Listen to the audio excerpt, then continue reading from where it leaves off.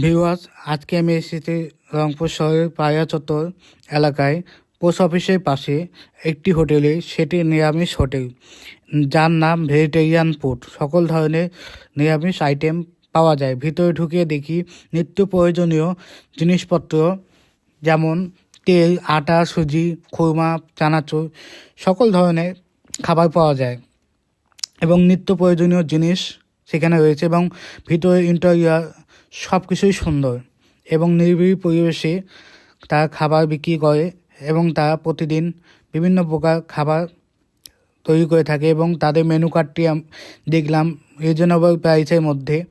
সেখানে দেখলাম বেগুনের চপ, সবজি, ফুলকপি, আলু ভাজি, ডাল, তারপর শুক্তো, তারপরে ধোকার তরকারি, তারপর পনির তরকারি এবং পোলাও। ভালোই কম দামের মধ্যে ভালোই খাবার তাদের এখানে পরিবেশন করা হয়। আমি নিয়েছি পোলাও, তারপর বেগুনি, পনিরের তরকারি এবং ধোকার তরকারি। আমি এখন খায়ে টেস্ট করব।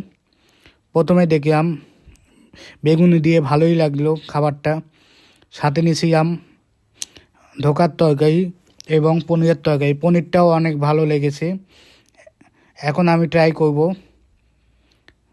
আমি ট্রাই করব ধোকার তরকারি। ধোকাটা অনেক তুলতুলে নরম এবং খেতে অনেক সুন্দর, এত সুন্দর, আহা! খাবার খেয়ে আমার খুব ভালো লেগে